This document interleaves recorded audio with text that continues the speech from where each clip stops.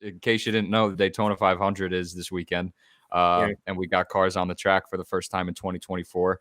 So we're just going to focus on a couple of key plays here. We're going to give our drivers to watch. We're going to give our fantasy play, our top fantasy play for this week. And we're going to give our favorite Daytona 500 bet as well to wrap up shop here. But in starting with drivers to watch, there's a number to look at. The guy that I am looking at closely this year is Kyle Busch. Now, Kyle Busch last year came so close. He was there leading at the end before that overtime restart, and then unfortunately got clipped into the retaining wall. But he led the 500-mile mark, and he he'll remind you of that. Yeah, he will. In case you haven't heard it, Kyle Busch led lap 200 and wishes it was 1998. Yes. But anyway, Kyle Busch last year, dude, I feel like his season was a bit of it left a lot to be desired. Like there was so much hype around him coming to RCR and RCR kind of re-injecting this life and energy into them. And, he won at Fontana, had the win at Gateway, and then he went at Talladega. He won at Dega. Yeah. I feel like it was the most not talked about. Like Fontana is different. It was his first win, but I feel like the wins at Gateway and Talladega were just like, yeah, he kind of won. And then he kind of just fell off at the playoffs and, gets eliminated there early. But the biggest thing about Kyle Busch, his Hall of Fame career, he has yet to win the Daytona 500. And he's shown speed. RCR, they've shown speed. Austin Dillon, like you said, they won it a couple of years ago. A little different outcome there. Austin had a little help there with his bumper, but a win is a win. And, Kyle Busch, I feel like I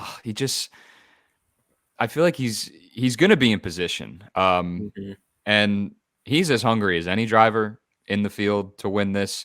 I think that he's going to have a little bit of a chip on his shoulder to come back and put together more consistent results and really find that speed. I'm going to be watching him trying to work his way through the pack here, see if he could finally break through. And hopefully at lap 200, this race ends and he's the one that can finally cross the line when it's all said and done. But there's so many drivers. We mentioned Brad Keselowski, Martin Truex Jr., whose name might come up in a little bit as well. Kyle Busch, of those three, I think is the most notable. He's a Hall of Famer. All three of those guys more than likely going to be Hall of Famers. But Kyle Busch, just with all of the hardware, all of the success that he has, this is the one hole on his resume. And 2024 could be a good spot for him. But I'm certainly going to be watching him because he's going to be as hungry as anybody to try and park that 8 car in victory lane. And it'd be cool to see the 8 car back in victory lane at Daytona. I know it's not junior, but Kyle Busch. I love Kyle Busch. I'm certainly a fan of him, and I want to see him get his 500 because he's the guy. He's far and away the most successful driver currently who's going to be in the Hall of Fame, and to finally get that 500 would be pretty special. Yeah. And I think it's really important to start the year off strong for Kyle. He did that last year, really loud to start the year, but that's where all of his wins came. All 3 of his wins came in the first half of the year. And after that, he wasn't able to tie down his results. And we just saw him drift quietly into 14th in the standings. That was his worst finish in nearly 20 years in the Cup level. And it was his lowest laps led ever in his career. And you look at numbers like that and it kind of makes you worry a little bit just season wide. And not seeing him mentioned in Full Speed on Netflix. I was so disappointed, man. I wanted Kyle Busch sound bites so bad. Yes. Yeah. And I'm sure, I don't know if he just didn't open up to them. We know some drivers didn't want to let Netflix and that access in, but his charisma and his on-track prowess, it would have been killer, but it made sense because he wasn't a story in the playoffs.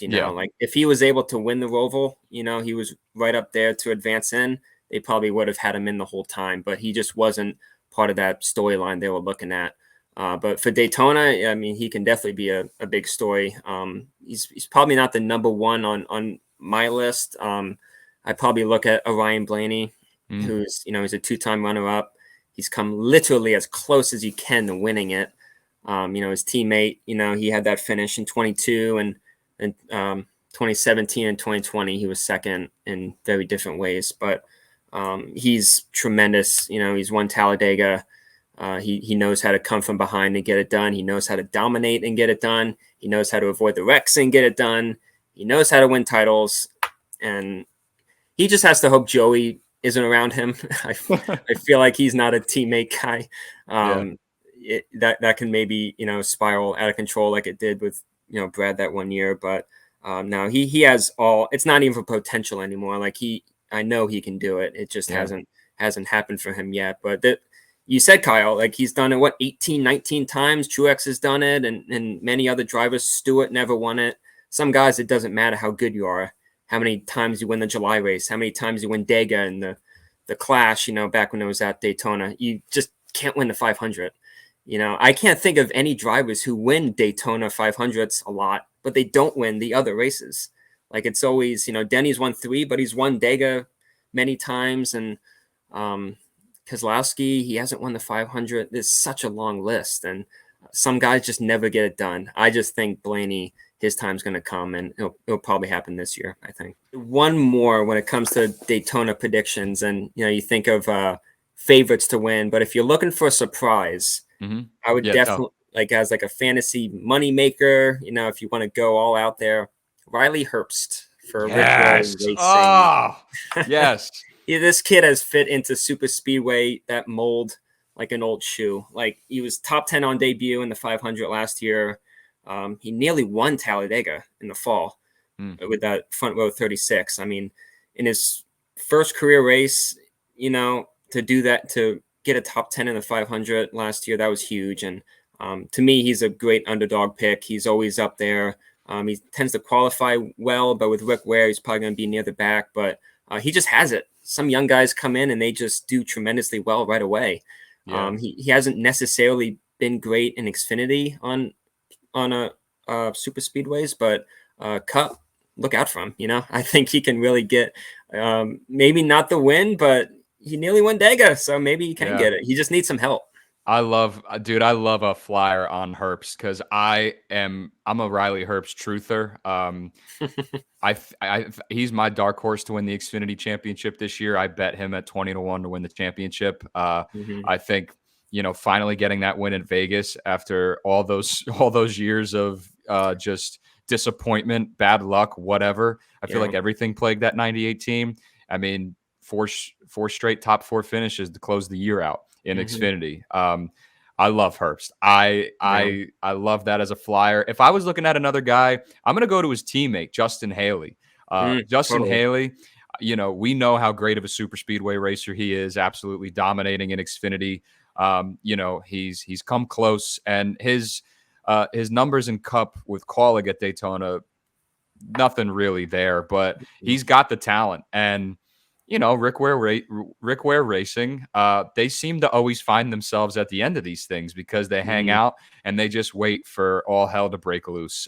So I would look at Justin Haley a little bit as well, as a driver to potentially shock and be there at the end to potentially challenge. But Herbst that's a deep pull. I love that. I love that.